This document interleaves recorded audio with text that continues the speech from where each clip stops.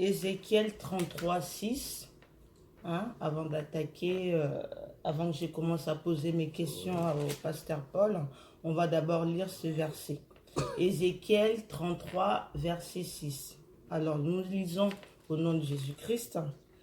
Si la sentinelle voit venir l'épée et ne sonne pas de la trompette, si le peuple n'est pas averti et que l'épée vienne enlever à quelqu'un la vie, celui-ci périra à cause de son iniquité.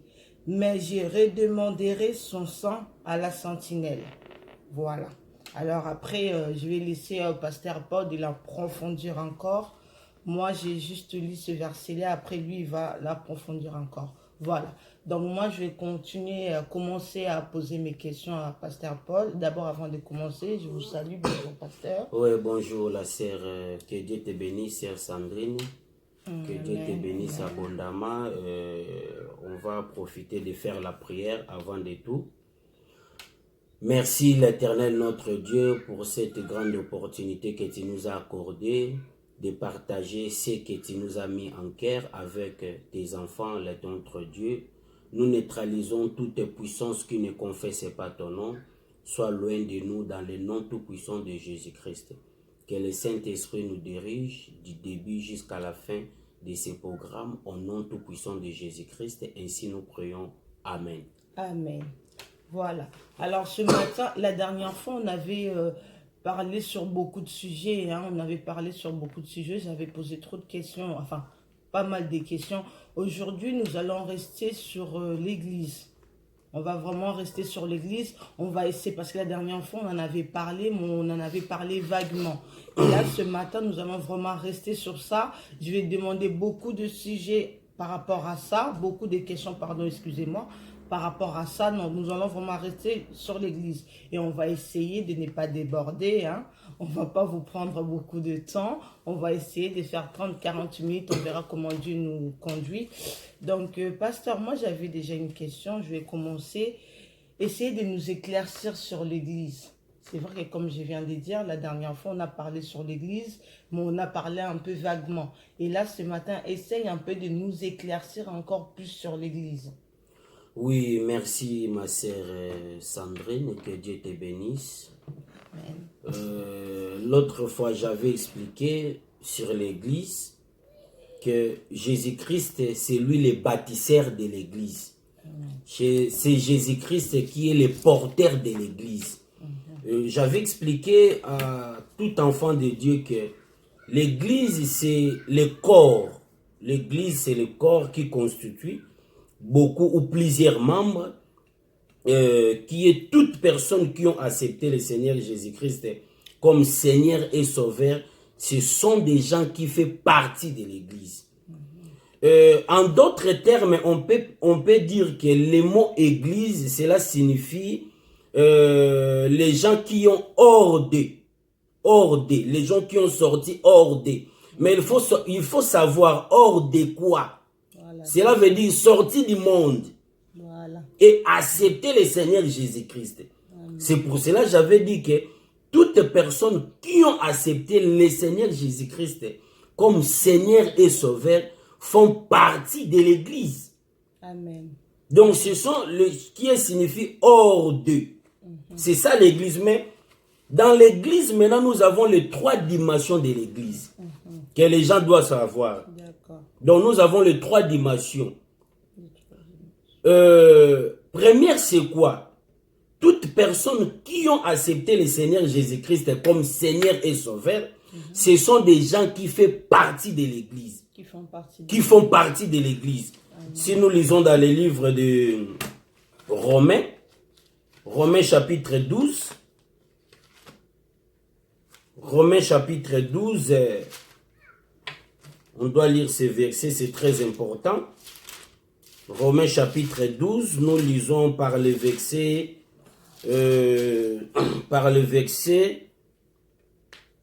4. Romains 12, 4. La Bible nous dit que car, comme nous avons plusieurs membres dans un seul corps, et que tous les membres n'ont pas la même fonction. Si nous continuons dans le verset 5, la Bible nous dit ainsi, nous qui sommes plusieurs, nous formons un seul corps en Christ et nous sommes tous membres les uns les autres. Amen. Donc, toutes personnes qui ont accepté le Seigneur Jésus-Christ, ce sont des gens qui font partie de l'église du Seigneur. Voilà. La première dimension de l'église, c'est quoi? Si tu as accepté Jésus, directement, tu fais déjà partie de l'église parce que tu crois à Jésus. Tu as accepté à Jésus. Mais la deuxième dimension, c'est devenir l'église. Devenir une église, là, c'est autrement. Et la troisième dimension, c'est de quelle église doit-elle enlever? Donc, quelle église doit avoir l'enlèvement? Parce qu'aujourd'hui, tu peux accepter le Seigneur Jésus-Christ comme Seigneur et Sauveur. Tu fais déjà partie de l'église. Voilà. Mais pour que tu deviennes l'église, il faut maintenant que tu te conformes. Voilà. La conversion. Parce que ma sœur, il y a beaucoup de gens qui sont dans les églises. Ils ne sont pas convertis. Mais ils sont dans les églises. Ils sont dans l'église, mais ils ne sont pas convertis. Donc, ce genre de personne, il fait partie de l'église, comme il a accepté Christ. Mais comme il n'est pas converti, il n'est pas devenu, donc en lui, il n'est pas devenir église. Parce que devenir église, c'est la conversion. La conversion est l'habitation du Saint-Esprit en nous. Parce que n'oubliez pas que notre corps, c'est le temple du Saint-Esprit. Et troisième dimension, de quel genre de personnes qui verront l'enlèvement? Ce sont des gens qui vont aller jusqu'à la fin. Parce qu'il y a beaucoup de gens qui ont commencé avec Christ et après un temps, ils ont abandonné. Donc, les gens qui vont persévérer, parce que n'oubliez pas, dans le monde, le diable est en train de nous persécuter pour nous faire perdre la foi. C'est pour cela que j'avais expliqué sur les 4 chevaux d'Apocalypse. Sur les 7 sauts d'Apocalypse. On va faire dans l'autre émission. Ouais, oui. Voilà. Donc, c'est ça les significations de l'église. Les gens qui ont accepté le Seigneur Jésus-Christ, les gens qui font partie de l'église, corps de Christ, ce sont les gens qui sont hors de. Hors de, cela veut dire hors du monde. Ils ne sont pas encore des païens. Parce que, excusez-moi ma sœur, une minute seulement, je vais clarifier une chose. Le mot païen, cela veut dire quoi? Et église, cela veut dire quoi? Parce qu'il y a beaucoup de gens qui ne savent pas c'est quoi qui signifie le mot païen. Le mot païen, cela simplement signifie de l'autre là. De l'autre là. Cela veut dire toutes personnes qui ne font pas partie des peuples Israël, nous étions des païens. D'accord. Donc nous étions des païens parce que nous ne faisons pas partie des peuples Israël. Parce que le peuple Israël, c'était le peuple qui avait Dieu. Avant que Dieu vienne chez nous, les nations. Parce que nous sommes les nations. Donc à part Israël, le reste des pays sont des nations, sont des païens. Et tu dois quitter les mots païens si tu acceptes Jésus. Maintenant, tu es appelé hors des. Voilà, hors les païens. Hors les païens. Parce que maintenant, tu fais partie de l'église, corps de Christ. Voilà, j'espère que nous avons tout compris voilà, sur l'église. Alors, mon question, comment devons-nous savoir une bonne église? Comment connaître une bonne église? Comment savoir que dans cette église où moi je suis là, c'est une bonne église? Comment on peut savoir, comment on peut connaître une bonne église? Merci. Parce que c'est vrai qu'il y a des personnes qui vont, il y a beaucoup de personnes qui vont dans les églises, mais tu vas voir quelqu'un qui est dans une église qui se pose des questions, cette église, je ne sais pas, est-ce que je dois partir parce qu'il y a des choses qui se passent dans cette église. Comment pouvons-nous connaître une bonne église?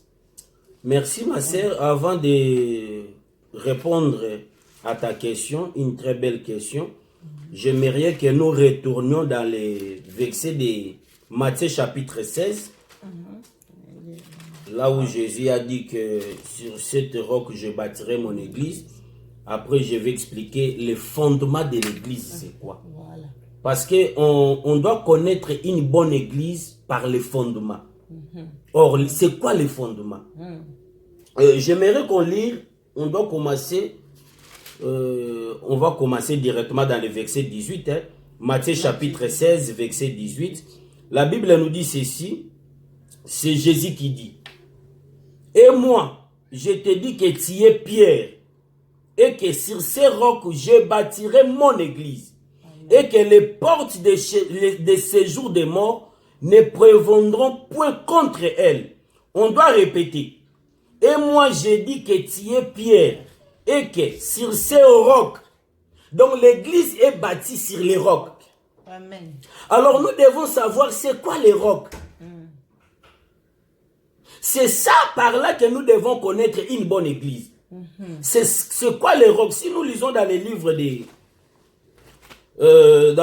de Luc chapitre 6, je vais prendre une chose très importante ici.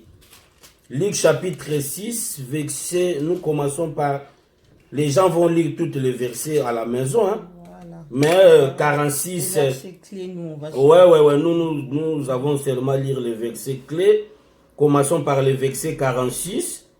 Et nous, on doit lire 48e verset. La Bible nous dit, il est semblable à un homme qui a bâtissant une maison, a creusé profondément et a posé le fondement sur les rocs. Amen. On doit continuer. Une inondation est venue et le torrent s'est jeté contre cette maison sans pouvoir l'embraler parce qu'elle était bien bâtie. Donc nous comprenons, les rocs c'est quoi? Les rocs c'est la parole de Dieu. Voilà. Donc une bonne église doit être bâtie par la parole de Dieu. C'est que l'enseignement, on doit connaître une bonne église par l'enseignement qui sont là-bas. Qui sont dans l'église là. Parce que c'est quoi la fondation de l'église? Les rocs c'est quoi? C'est la parole de Dieu.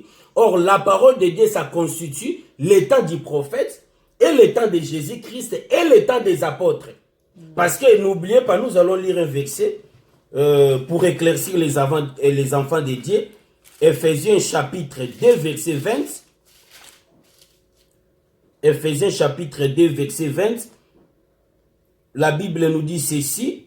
Vous avez été édifiés sur les fondements des apôtres et des prophètes. Jésus-Christ lui-même étant la pierre angulaire. Donc l'église doit être bâtie par les enseignements de Jésus-Christ. L'église ce n'est pas... comment je peux dire? Parce que c'est bien décoré, parce que c'est... Ce n'est pas c'est bien décoré parce que la maison est bien construite, il y a des conditions. Non, ce n'est pas ça. Une bonne église, on doit savoir une bonne église par les messages. De quels messages qui sont prêchés dans l'église. C'est par là que tu dois savoir, parce que ma soeur, il y a beaucoup d'églises qui portent seulement le nom de Jésus. Mais ce qu'ils font pas ce que Dieu veut. Voilà. Ils marchent selon eux. Ça ne correspond pas avec la Bible. Ça correspond pas avec la Bible.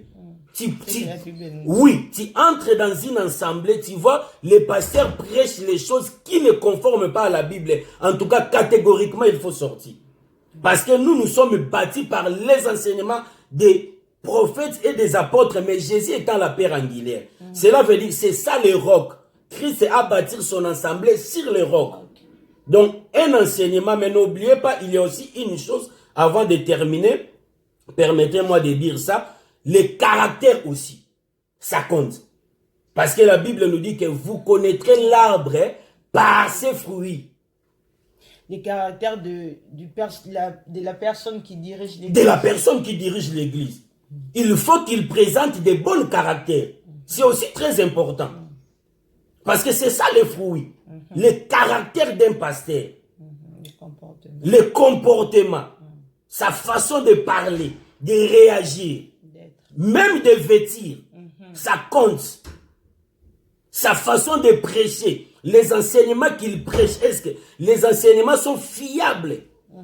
Sont fondés dans la parole de Dieu. Donc tout ça c'est vraiment important.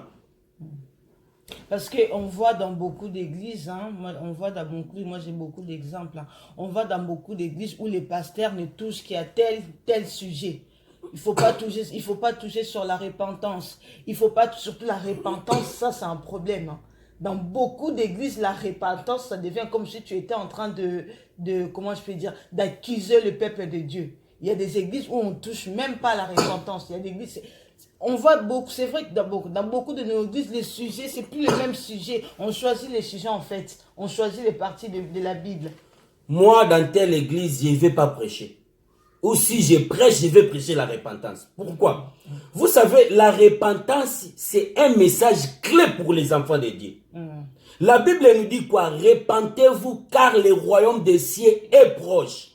Alors, si tu es dans une église qui est le message de repentance, le message du temps de la fin, ils ne sont pas prêchés dans l'église, c'est très dangereux. Oui, maintenant, le temps de la fin, c'est prêché. Depuis ces problèmes de corona, il y a beaucoup d'églises qui prêchent maintenant sur le temps de la fin. Ce qu'ils ne faisaient pas avant.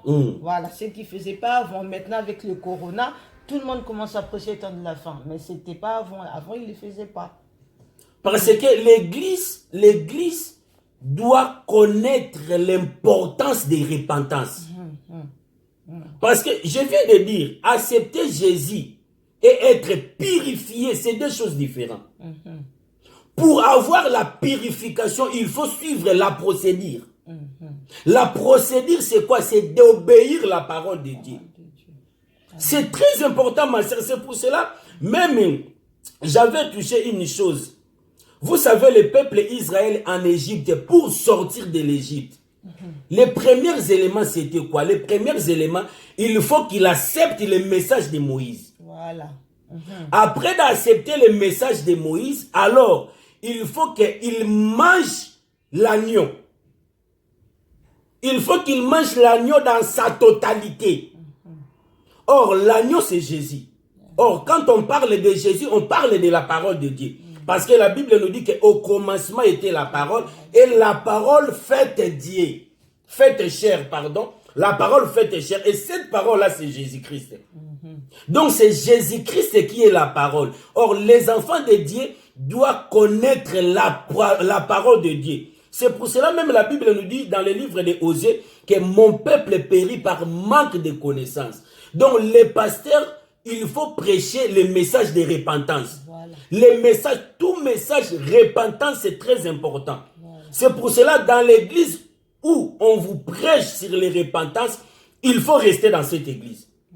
Et si tu vois dans l'église le message de repentance est aboli, c'est très dangereux. C'est très, très, très dangereux. Parce que le message de repentance, c'est un message clé. D'un chrétien. D'un chrétien. Parce qu'aujourd'hui, maman, nous ne sommes pas là pour chérir les enfants, pour chérir les fidèles. Nous sommes là pour les prêcher. Voilà. Nous sommes là parce qu'il y a des pasteurs qui ont peur. Non, ne parlez pas ça, sinon l'autre là, ça va fuir de l'église. Mais non! Moi, je veux faire la volonté de Dieu. Voilà. Moi, il faut que je prêche la parole de Dieu. Un bon enfant de Dieu doit rester. Voilà. Si tu vois quelqu'un fuir dans l'église parce qu'il prêche trop le message de repentance, c'est un sorcier. C'est un sorcier. Vous comprenez? Est-ce que vous comprenez? Maintenant, comme aujourd'hui, nous sommes aussi les bergers, il y a des bergers sorciers. Malheureusement, ouais. Mais, donc, c'est très dangereux, donc, c'est très compliqué. Ah, c'est différent, c'est différent. Du coup, j'avais une autre question. Quelle différence a-t-il entre les temps de la loi et les temps de la grâce? Merci, ma sœur. La différence entre les temps de la loi et les temps de la grâce. Voilà. En tout cas, pour cette très belle question, que Dieu te bénisse. Parce que ici, il y a la confusion. Quand on dit ici en Europe, pas en Europe. Pour tous les chrétiens. Pour tous les chrétiens. Pour le monde entier, il y a vraiment la confusion. Parce qu'il y a beaucoup de gens qui pensent que le temps de la loi, c'était dire que le temps de la grâce. Il y a beaucoup qui pensent, nous sommes au temps de la grâce. Je peux pécher. Nous sommes au temps de la grâce. Dieu va me pardonner. Nous sommes au temps de la grâce. Je peux voler, je peux commettre des choses abominables. Nous sommes au temps... Or, ma sœur, le temps de la grâce que nous sommes aujourd'hui, les lois qui sont dans le temps de la grâce, c'est très dire que le temps de la loi. Amen. Donc, le temps de la loi, c'est facile. Je vais te donner des exemples à cause des temps. Je veux qu'on lise ça. On doit commencer par Matthieu, Matthieu chapitre 5. Dans le livre de Matthieu chapitre 5, nous commençons par le verset 27 jusqu'au verset 28. Après, je vais donner la différence. C'est quoi le temps de la loi et c'est dans le temps nouveau que nous sommes aujourd'hui. Pour te dire que le temps de la loi, c'était bien que le temps de la grâce.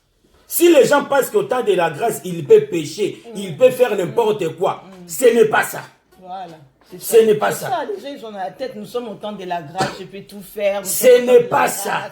Voilà. Ce n'est pas ça. On doit lire maintenant Matthieu chapitre 5, nous commençons par le 27e verset jusqu'au 28e. Je vais donner seulement deux exemples. On commence. Vous avez appris qu'il a été dit, tu ne commettras point d'adultère. Ça, c'est au temps de la loi. Au temps de la loi, les disciples ont posé la question à Jésus qu'au temps de la loi, vous ne commettrez pas l'adultère, mais dans notre temps, est-ce que nous pouvons commettre l'adultère, nous pouvons faire. Écoutez maintenant. Mais moi, je vous dis, écoutez, mais moi, je vous dis que quiconque regarde une femme pour la convoiter a déjà commis un adultère dans son cœur. Qui sont la loi les plus dures? Juste regarder. C'est dans notre temps. Parce que dans le temps de Moïse, même si j'ai regardé, j'ai convoité, ce n'est pas un péché. Voilà. Pour que je commette le péché, il faut que je fasse l'adultère. Voilà. Tu sais c'est quoi l'adultère?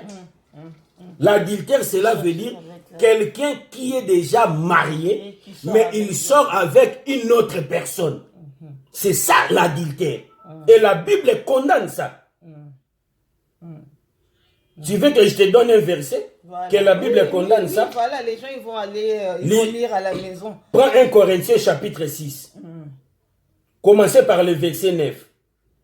Je veux que tu fasses la lecture. Après, on va continuer.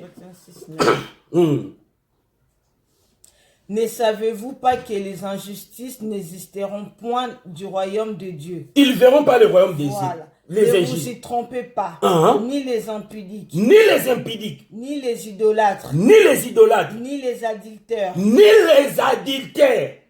Ce n'est pas nous qui parlons de ces choses. Ni les adultères ne verront le royaume des cieux. Continuez, ma sœur. Voilà. Avant, on va continuer. Ni les inféminés. Tu sais les inféminés, non? Les homosexuels. Femmes. Oui. Voilà. Ni les infâmes. Oui. Ni les voleurs. Oui. Ni les cupides. Oui. Ni les ivrognes. Ah oui. Ni les outrageux. Ni les ravisseurs. Ah oui. N'hériteront le royaume de Dieu. N'hériteront le royaume de Dieu. On retourne ici. Les peuples ont demandé, dit, le temps de la loi, c'était commettre adultère, c'était péché. Mais Jésus a dit dans notre temps, si tu regardes, tu commets l'adultère. Qui est la loi la plus difficile? C'est dans notre temps. Parce que dans notre temps, regarder, tu commets l'adultère. Mais dans le temps de Moïse, regarder, ce n'était pas un péché. Donc c'est que dans le temps de la loi, c'était bon. Dans notre temps, c'est très difficile. Je vais venir sur la deuxième question. Il faut bien retenir ces versets. 1 Corinthiens 6, 9 à 10. 1 Corinthiens 6, 9 à 10. Matthieu 19, sur le problème des mariages, de la répétition. Matthieu 19. Écoutez maintenant dans le livre de Matthieu 19.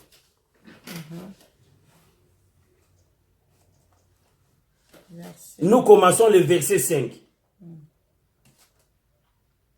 Parce qu'aujourd'hui, il y a beaucoup de choses qui se passent ce n'est pas de bonnes choses. Les gens, ils font ça normal. Parce que nous Normal. sommes de la grâce, c'est normal. C'est- Dieu va me pardonner, c'est normal. C'est pour cela que je t'avais dit, ma sœur, on connaîtra une bonne église, l'église qui est assise dans la parole de Dieu. L'église qui respecte la parole de Dieu. Parce que la Bible nous dit qu'elle ne retranche pas. Toute écriture est inspirée pour nous enseigner, pour nous instruire dans la justice de Dieu. Écoutez maintenant sur le plan des mariages. Nous commençons au Verset 5. verset 5. Matthieu 19, verset 5. La Bible nous dit, et qu'il dit, c'est pourquoi l'homme quittera son père et sa mère et s'attachera à sa femme, et les deux deviendront Une seule chair. une seule chair. Verset 6. Ainsi, ils ne sont plus deux, mais ils sont une seule chair que l'homme Donc, ne sépare pas de ce que Dieu a joint. Écoutez maintenant le verset 7. C'est pourquoi donc, lui dit-il, Moïse a-t-il prescrit de donner à la femme une lettre de divorce et à la répudier. Donc, au temps de Moïse, c'était, tu peux donner la lettre de divorce. Tu pouvais donner, ouais. Tu pouvais donner la lettre de divorce. Donc, tu peux divorcer avec ta femme. Au temps de Moïse.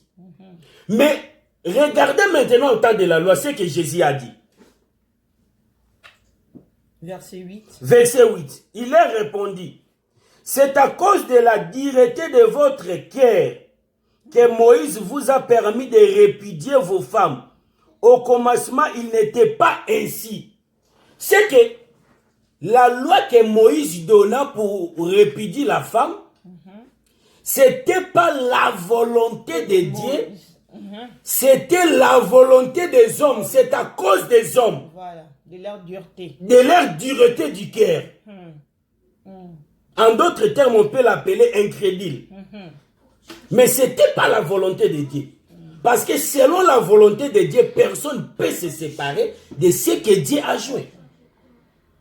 Écoutez ce que Jésus a dit. Pour terminer à ce sujet, verset 9, la Bible nous dit, mais je vous dis que celui qui répudie sa femme, sauf pour infidélité. Pour infidélité. Précis, hein? Sauf pour infidélité. Sauf pour infidélité. Est-ce que qui est la loi la plus difficile? C'est dans notre état. Parce que dans l'état de la loi, même si la femme n'a pas connu l'infidélité, tu peux les répudier. Voilà. Mais dans notre temps, pas question. Pas question. Il faut qu'il commet l'adultère. Donc si elle ne commet pas l'adultère, tu ne peux pas les laisser. Donc tu ne peux pas. Donc c'est que dans notre temps, la loi de Dieu, c'est très dur qu'au temps de la loi. Mais pourquoi nous appelons le temps de la grâce? Cela veut dire quoi, ma sœur? Voilà. Là, je veux que les gens comprennent bien. Le temps de la grâce, cela veut... Parce que vous savez, au temps de la loi, ce n'est que Israël qui avait droit de Dieu. Qui avait droit de Dieu. Parce que le Dieu, c'est le Dieu des Israéliens. Selon les Écritures. Même lui-même, Jésus, il était venu pour Israël. Je vais te donner un verset, un témoin. Toujours dans le livre de Matthieu. Ça, c'est Notez bien les versets, hein. Notez bien. Hein. Ça, c'est un témoin. Vous allez témoin. le relire après. Verset, chapitre 10. On est dans quel... Matthieu, chapitre 10. Nous lisons le 5e verset. La Bible nous dit, tels sont les 12 que Jésus envoyés après leur avoir donné les instructions suivantes. N'allez pas vers les païens. Donc Jésus a interdit leurs disciples d'aller chez les païens. C'est ça l'interdiction que nous avions. Mais après la mort de Jésus, Jésus maintenant va envoyer ses disciples. Dans le livre de Matthieu 28, Jésus maintenant va envoyer ses disciples d'aller partout dans le monde.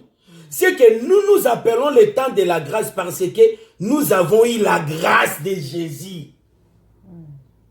Le Dieu qui était le Dieu d'Israël. Mais aujourd'hui, il est notre Dieu. La grâce là que nous avons eue, c'est pour cela que nous appelons le temps de la grâce. Amen. Parce que, attention ma sœur, donne-moi une minute, je vais souligner quelque chose. La Bible, la loi, nous avons les 10 commandements et nous avons les préceptes qui faisaient l'ensemble là, qui faisait la loi, au temps de la loi. Nous avons les 10 commandements. Parce qu'il y a beaucoup de gens qui pensent qu'ils peuvent renverser les 10 commandements. Les 10 commandements est irrenversable. Donc, personne ne peut renverser ça. Mais comme les gens font toujours la comparaison entre les temps, l'ancienne alliance et la nouvelle alliance, les gens ils font toujours la comparaison. Vu que les 10 commandements, c'est les temps de Moïse, les gens ils veulent toujours comment on dit, l'alliance en fait. Non, l'ancienne alliance, ma sœur, je vais te dire une chose. Les 10 commandements de Moïse, personne ne peut bafouer ça. Parce que Jésus en réunit à 10. Mais les 10 que Jésus donnait, les 10 ils sont là. Voilà. Parce que les 10 commandements c'était quoi? Ne volez pas, ne prenez pas la femme d'autrui, ne tuez pas, ne levez pas les mauvais témoignages contre ton prochain. Il y a les 10 commandements. Mais Jésus a donné seulement 2 commandements. Mais les 10 ils sont au-dedans des 2 commandements de Dieu. Jésus a dit quoi? Aimer ton prochain comme toi-même. Aimer Dieu plus que toute autre chose. Or, si moi j'aime Dieu, je ne peux pas tuer. Non, c'est pas. Donc le commandement de Moïse est au-dedans. Si j'aime Dieu, je ne peux pas voler. Si moi j'aime Dieu, je ne peux pas prendre la femme d'autrui. Si moi j'aime Dieu, je ne peux pas amener les faux témoignages contre mon prochain. Amen, amen, amen. Donc ce n'est pas ça. Jésus a effacé les ordonnances. C'est ça les ordonnances qui nous a condamnés d'avoir le Dieu d'Israël. Parce que Israël ne partagea pas leur Dieu avec d'autres personnes. C'est pour cela quand Pierre il était dans la maison de Corneille, c'était tout un problème. Il faut qu'il justifie sa présence dans la maison de Corneille. Parce que Corneille c'était le premier païen converti. C'était romain. Corneille, les premiers chrétiens convertis, c'est les Corneilles. Mais Pierre a se retrouvé dans la maison de Corneille parce que c'est Dieu qui l'avait envoyé. Mais il faut que Pierre justifie sa présence dans la maison de Corneille devant les enfants d'Israël, devant les apôtres. Parce qu'ils ont parlé, mais toi tu es allé chez les païens pour faire quoi? Parce que nous étions en interdiction. Donc le précepte nous a interdit d'avoir le Dieu d'Israël. Mais Jésus, sur la croix de Golgotha, a effacé les ordonnances qui nous a condamnés. Amen. Mais Jésus, il n'était pas venu pour abolir la loi. Voilà, lui-même a dit. Dans la tête. Les gens, non, non, non. Voilà, nous les chrétiens, c'est ça, nous les chrétiens. Jésus est venu effacer tout le. Non, non, non, non, non, non, non, non, non, non, non, non, non, non, non. Ce n'est pas ça, ce n'est pas ça. Jésus, il n'est pas venu pour abolir. Mais ma sœur, c'est bibliquement. Vous comprenez? C'est bibliquement. Jésus a dit que je ne suis pas venu abolir, mais accomplir. Abolir, cela veut dire supprimer, effacer. Donc Jésus, il n'était pas venu pour effacer, mais pour accomplir. C'est ça la différence. Le temps de la grâce, cela simplement signifie que nous avons eu la grâce d'avoir le Dieu d'Israël. C'est fini. Ce n'est pas dire de péché, de perdre quoi, Dieu va te pardonner. Non, non, non, loin de là. Amen. Bah, dis donc, hein. Alors, moi j'avais une autre question. Que signifie la prophétie? Merci, ma Parce sœur. que la prophétie, c'est quelque chose de très dur. Hein. Que signifie la prophétie? Parce que nous tous, nous avons eu des prophéties dans notre vie. Hein. Des fois, on voit que ça ne se réalise pas. Et quand ça ne se réalise pas, on se pose trop de questions. Mais moi, on m'avait dit ça. On m'avait dit telle chose. On m'avait dit ça. Mais pourquoi ça ne s'accomplit pas? C'est quoi la définition de la prophétie? Merci. Avant d'aller tout d'abord, je vais parler que la prophétie, cela veut dire un message prédit par un prophète. Un prophète a prédit quelque chose de l'avenir. Alors, c'est que les gens confondent aujourd'hui entre la prophétie et la parole de connaissance. Il y a des gens aujourd'hui qui appellent la parole de connaissance la prophétie. La prophétie, c'est quelque chose qui est prédit de l'avenir, qui va venir à l'avenir. Mais la parole de connaissance, cela veut dire Dieu t'a montré quelque chose que tu as la connaissance de ça. Un exemple, je peux donner ma sœur Sandrine. Un exemple, tu t'es décidé, le lundi, tu vas sortir. Tu vas sortir pour aller faire les achats. Moi, Dieu m'a révélé ça. Je viens te dire, ah, sœur Sandrine, Dieu m'a dit, tu prépares pour le lundi pour aller faire les achats. Mais ton chemin, ce n'est pas bien. Parce que le jour-là, tu dois raconter vers de telles histoires. Voilà. Ça, ce n'est pas une prophétie. C'est la parole de connaissance. Parce que toi, tu as déjà la connaissance de ce que moi, je viens de te dire. Voilà. Est-ce que vous comprenez? Comme aujourd'hui, ma sœur, en tout cas, je ne vais pas entrer dans ces carreaux parce que il y a beaucoup de scandales. C'est très complexe. Il y a beaucoup de scandales. Même les gens qui donnent les numéros de téléphone, ce n'est pas une prophétie. Ma soeur, t'habites à tel endroit, ton numéro de téléphone est tel. Ce n'est pas la prophétie. C'est déjà mon numéro, c'est pas une prophétie. C'est la parole de connaissance. Tu ne m'apprends rien du tout. C'est la parole de connaissance. Voilà. Mais les gens ne savent pas différencier la prophétie. C'est la parole de connaissance parce que toi, tu sais déjà ton adresse, tu sais déjà ton numéro. Ton numéro de téléphone. Et ce sont les mains qu'il y en a. Comme on dit, les mains qu'il y en a. Ma soeur, en tout cas, c'est triste. Il y a des pasteurs. Hein. Un exemple, je sais déjà que je vais venir prêcher dans une église. J'ai mes petits d'envoi. Je vais envoyer pour prendre des renseignements. Ouais. Des renseignements. Il prend les informations, il prend les numéros de téléphone de 2 ou 3 personnes. Il vient me dire, pasteur, la sœur Sandrine, son numéro de téléphone c'est 07. C'est 0666. Moi, j'ai bloqué les numéros dans ma tête.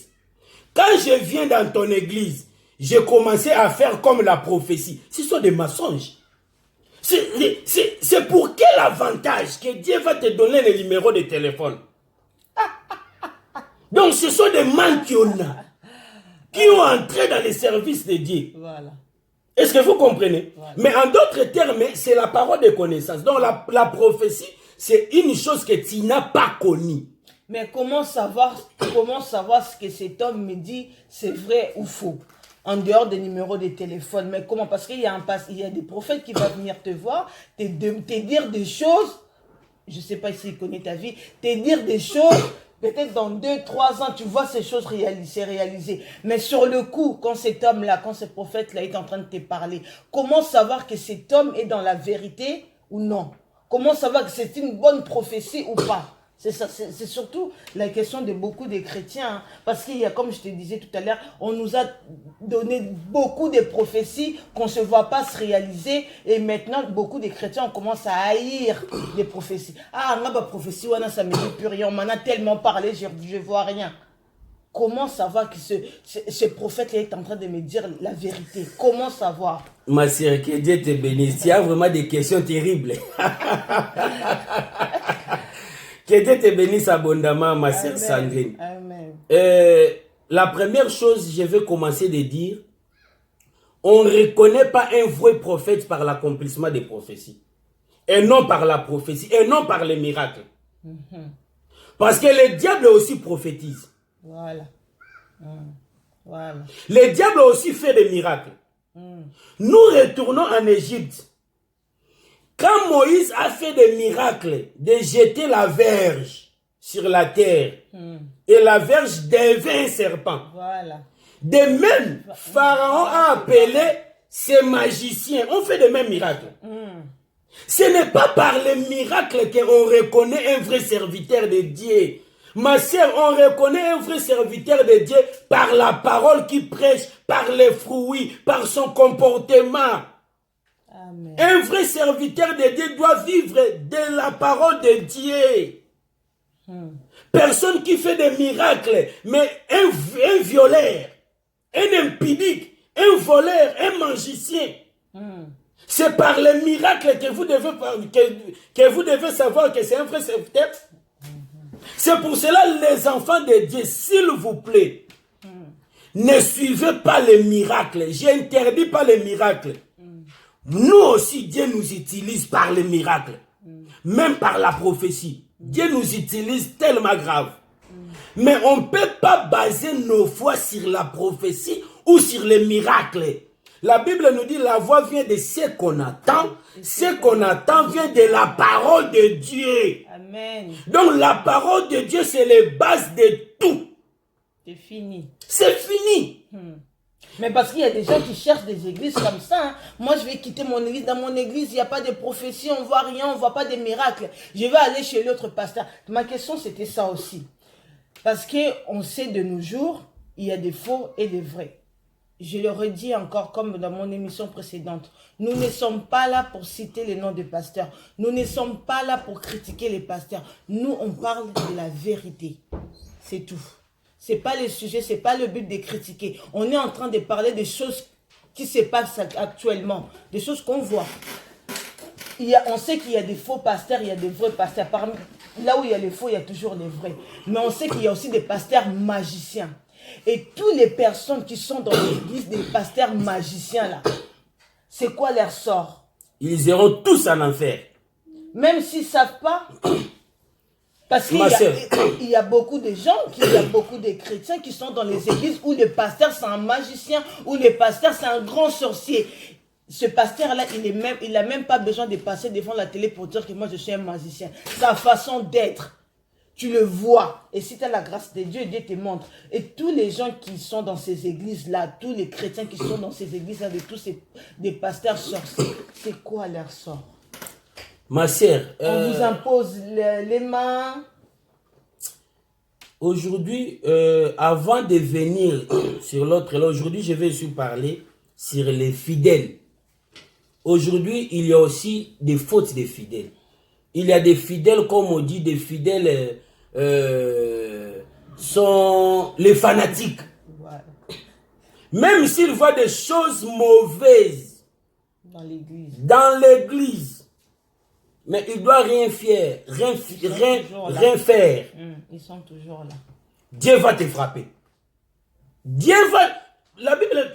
Ma sœur, vous savez que la Bible nous dit que ne prenez pas part aux œuvres fictueuses, ténébreuses, mais plutôt condamnez-les. Les hommes de Dieu ou les enfants, les fidèles, nous devons condamner les mauvaises œuvres.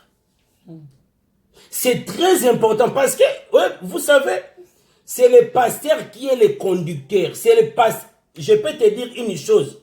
C'est le pasteur qui doit amener le peuple au ciel. Vous savez comment? Parce qu'aujourd'hui, de ce que moi je vous... Jésus a dit quoi? Un aveugle, s'il conduit les gens, tous tomberont. Vous savez qu'Aaron a fait tuer beaucoup de gens. Pour faire le veau d'or. Si les gens ont été tués, c'était par Aaron. Parce qu'Aaron avait fait le veau d'or. Voilà. Aaron comme un berger. Or, il y a des pasteurs aujourd'hui qui vont amener les gens en enfer. Oh mon Dieu. Parce que c'est les enseignements que nous prêchons qui vont amener les gens par le ciel. Voilà. Jean-Baptiste a dit, repentez-vous car le royaume des cieux est proche. Il présente les gens le ciel. Donc, ce que nous, les pasteurs, nous devons faire, c'est de présenter les gens le ciel. Parce que le conducteur, un pasteur de l'église, c'est quelqu'un qui est devant, qui marche. Et nous, les fidèles, nous sommes derrière lui pour lui suivre. Voilà.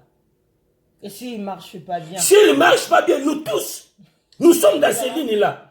Parce que la personne qui dirige l'homme que Dieu a mis au devant de nous, c'est le Saint-Esprit. C'est le Saint-Esprit qui va commencer à orienter notre pasteur. C'est le Saint-Esprit qui va commencer à orienter les pasteurs par les chemins qui amènent vers le salut. Maintenant, si le pasteur n'a pas le Saint-Esprit, de quel esprit va commencer à réanimer pour l'amener les gens? Il va mener les gens où? en enfer. Et aujourd'hui, ma sœur, il y a des chrétiens qui autorisent même les mâles. Tous iront en enfer. Tous. Oh, qui disent, oh, moi je connais son caractère, mais bon, moi je viens écouter la parole, sa vie ne me regarde pas. Tous iront en enfer. Je vous dis et je souligne. Parce que tu fais part dans les mauvaises choses. Si tu manques la connaissance, peut-être ça peut être d'autres choses. Voilà. Mais si tu as déjà, Dieu t'a montré, Dieu t'a ouvert les yeux pour voir. Vous savez, il y a... Moi j'ai déjà vu ces choses. Moi, j'ai déjà vu. C'est pour cela, ma sœur, il y a beaucoup des églises, les fidèles sont déjà fatigués. Mais il y a d'autres fidèles qui ne voient pas. Je vais aller où si je sors de cette église. Balemba. Donc, Balemba, ngana kutana nande kumoko, il y a moi si, na Afrique, na l'église abandé ko sambela te. Aya omona. Aya na mboko ngana po nazala pe na mboka musu na Afrique kaka. Aya première fois na église on nazala ki berger. Aye wana andezala kaka ton église esili muta sika uti mboka mususu na solola na ye kwa ton na solola ne na on a bondela pas mutu tel bon abo tanga kombo pour ne pas créer des scandales notre émission. Ah oui on a sambela pas mutu tel on a oh mais mutu tel to ka ke boyebo yemo ka bandi ko ebisanga obi ah pasteur abia mtwa makambo yo ka keza solo ebi makamba betela ngamena bi oh molongo te pourquoi. Ah papa na yebaki na olongwa na okeno mais il y a des bonnes églises. Il y a des bonnes églises bien aimées. C'est triste hein. L'église nyoso eza na mokili na yebisaka batu partout dans le monde il y a des fausses églises, il y a aussi des bonnes églises, des vraies églises. Même en France, en Europe, partout dans l'Amérique, dans l'Afrique, dans l'Asie, Océanie, partout dans le monde. Sur les 4 coins du monde, il y a des vraies églises. Il y a aussi des fausses églises. Est-ce que vous comprenez? Donc, c'est vraiment que c'est pour cela, un enfant de Dieu ne fait pas des choses pour sentiment. Par sentiment. Par sentiment, pardon. Il ne faut pas faire des choses par sentiment. Donc, il faut faire des choses qui est droit devant Dieu. Il ne faut pas faire des choses par sentiment. Amen, amen, amen. Alors, on apprend des choses, hein, on apprend tous les jours. Bon, moi j'avais, c'était ma dernière question. Je voulais que tu nous éclaircisses sur la tribulation. C'est vrai qu'on en a parlé la dernière fois, mais on n'avait pas donné beaucoup d'éclaircissements. Essayez de nous éclaircir un peu sur la tribulation, le sujet qui fâche, le sujet du jour. Merci ma sœur. Que Dieu te bénisse. Amen. Je veux qu'on prenne Daniel. On va prendre Daniel. Daniel chapitre 9. On va lire les 24e verset. Après on va sauter. Daniel 9. Verset 24. Avant de lire ma sœur, je vais préciser parce que il y a beaucoup de confusion à ce sujet de la tribulation. Parce qu'il y a beaucoup de gens qui disent que non, nous sommes au temps de la tribulation. Il y a beaucoup de gens qui disent que non, nous ne sommes pas encore arrivés au temps de la tribulation. Il y a beaucoup de gens qui disent que non, c'est la colère de Dieu.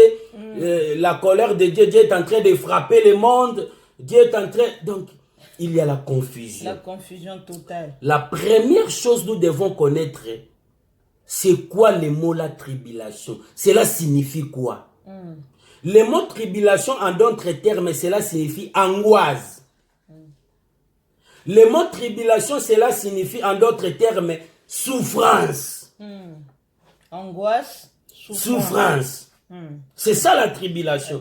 Et quand la Bible nous dit que le temps de la souffrance et le temps de l'angoisse ou le temps de la tribulation, c'est la même chose.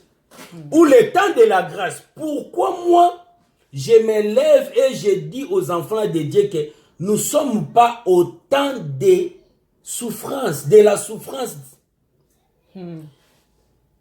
J'ai raison, je vais donner. Voilà. Et après, je vais détailler. Donne-moi 2 ou 3 minutes pour éclaircir à ce sujet. On doit lire Daniel chapitre... Daniel chapitre 9. Nous commençons par le verset 24. On doit lire 24 un peu, on doit sauter pour gagner le temps. La Bible nous dit, 70 semaines ont été fixées sur son peuple et sur la ville sainte pour faire cesser les transgressions et mettre fin au péché, pour expier l'iniquité et amener la justice éternelle pour sceller la vision et les prophètes. Et pour rendre les saints des saints. Donc Dieu a donné à Daniel les 70 semaines. Mais dans les 70 semaines, on doit lire les Écritures jusqu'à la fin parce que nous gagnons le temps. Dans les 70 semaines de Daniel, les 69 semaines a été déjà utilisées. Ça reste qu'une semaine. Pas beaucoup, hein? Ça reste qu'une semaine. Les 69e semaine, c'était à la croix de Golgotha. Quand Jésus a été tué, a été mort à la croix de Golgotha, c'était les 69e semaine. Maintenant, ça nous reste une semaine. Mais une semaine là est arrêtée. Dieu a arrêté les chronos. Donc, une semaine, on a bandit non compté. Voilà. Pourquoi Dieu a arrêté les chronos? Pour nous faire introduire, nous les nations. C'est comparé au temps de Josué, quand Josué a fait arrêter le soleil pour donner la victoire aux Gabaonites. Or, les Gabaonites, c'est l'image de l'église. Donc, le temps, ça ne peut pas compter sans toutefois que Dieu introduire nous l'église. Parce que Bissot Tozala qui n'a pas arrêté. Voilà. Dans que c'était l'Israël. Mais le col a tozu part. Nzambe siko faut arrêter pour à côté sa Bissot église. Il y a une semaine où Nzambe arrêté et qu'on a raté. Une semaine doit compter quand? Quand l'église doit connaître son enlèvement, à partir de là, une semaine va commencer à compter. Voilà. Et une semaine qui reste, c'est ça la tribulation. Voilà. C'est ça le temps de la tribulation. Voilà. Et le temps de la tribulation est divisé à deux grandes parties.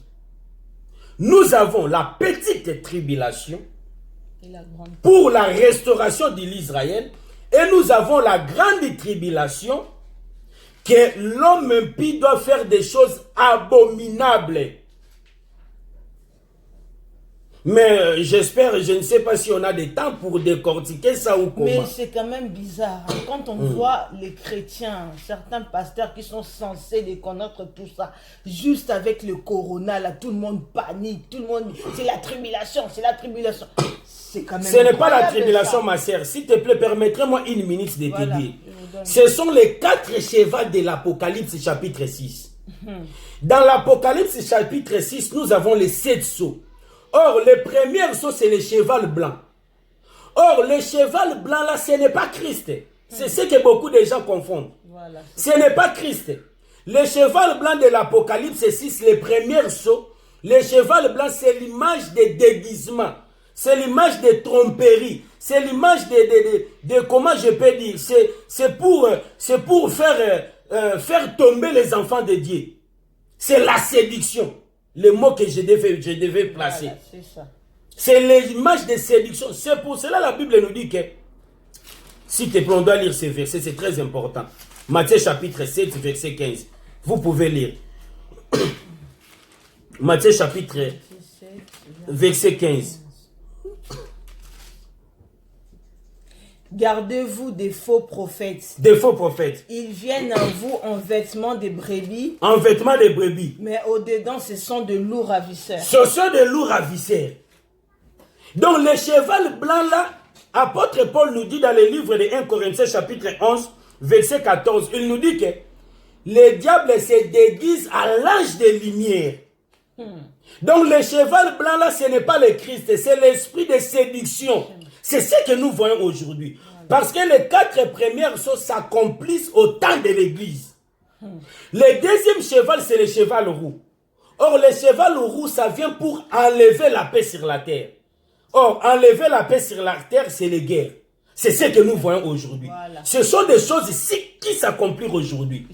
Les guerres, troubles, tout ça. C'est pour cela que les gens sont en train de confondre que nous sommes déjà au temps de la tribulation. Malgré les guerres aussi, c'est la souffrance aussi, c'est la tribulation. Mais selon le classement de la prophétie de Dieu, on ne peut pas classer l'état de souffrance que nous sommes. Parce que nous sommes au temps de la grâce que Dieu protège son église. Et Dieu protège la terre tout entière. Est-ce que vous comprenez? Le troisième cheval, c'est le cheval noir. Or, le cheval noir, c'est le diable qui vient avec un esprit de péché pour donner l'envie de pécher au peuple de Dieu. Pourquoi il vient donner l'envie de pécher au peuple de Dieu? Pour que le peuple de Dieu n'entre pas dans les cieux. Parce que le salaire du péché, c'est la mort. Or, la mort là que la Bible parle, ce n'est pas la mort physique. Parce que si la mort physique, il y a beaucoup de gens qui font du mal, qui font le péché. La mort là, c'est là simplement dit que c'est l'enfer. Mais nous aussi, les enfants de Dieu, nous avons notre salaire. Notre salaire, c'est quoi? C'est le royaume des cieux. Mais le cheval noir, ça vient pour donner l'envie du péché. C'est pour cela que j'avais dit la troisième dimension de l'église qui doit connaître l'enlèvement, ce sont l'église qui doit persévérer jusqu'à la fin. Parce que le diable nous persécute, afin que nous perdions notre foi. Et le quatrième cheval, c'est le cheval verdâtre. Or, le cheval verdâtre, c'est le cheval de mélange de couleurs. Qui va venir pour tuer un quart de la terre avant l'enlèvement de l'église. Donc c'est ça ce que je veux dire en détail. La prochaine émission, on va vraiment parler sur ça, sur la tribulation, parce que je sens que tu as beaucoup de choses à dire sur ça. Mais l'heure avance, nous arrivons à la fin. Je bénis le Seigneur, je dis merci au pasteur. C'est pas fini, comme j'avais dit la dernière fois, on va essayer de faire une émission une fois par semaine. Je voulais rajouter ceci, moi, après je laisserai la parole à notre pasteur. Je vais vous laisser lire Galates 1 à 10. Nous ne pouvons pas diluer le vin de la parole pour faire plaisir aux gens. Je le répète. Le but de cette émission, ce n'est pas pour critiquer les pasteurs. Ce n'est pas pour parler des hommes de Dieu. C'est pour éclaircir, réveiller le peuple de Dieu, vit dans les temps dans lesquels nous sommes là. Nous n'allons pas diluer la parole pour faire plaisir aux gens. Donc voilà, c'était ça mon dernier mot. Et je vous salue, voilà, je vous dis au revoir. On se retrouve à la prochaine fois. Je ne sais pas, pasteur, si tu as quelque chose à rajouter. Donc, que Dieu bénisse tous qui auront l'occasion de suivre. Et s'il vous plaît, abonnez-vous et partagez l'enseignement. C'est très important. C'est très important. Partagez l'enseignement, c'est très important. Ça va aider les gens. Dieu va te bénir abondamment. Je répète encore, nous ne sommes pas là pour diluer la parole de Dieu. Nous ne sommes pas là pour corrompre non plus notre intégrité. Voilà. On est là pour parler de Dieu. On n'est pas là pour cacher les choses. Notre mission, on n'est pas là pour cacher les choses en disant on ne touche pas ces choses. Non, on va dire la vérité. On va dire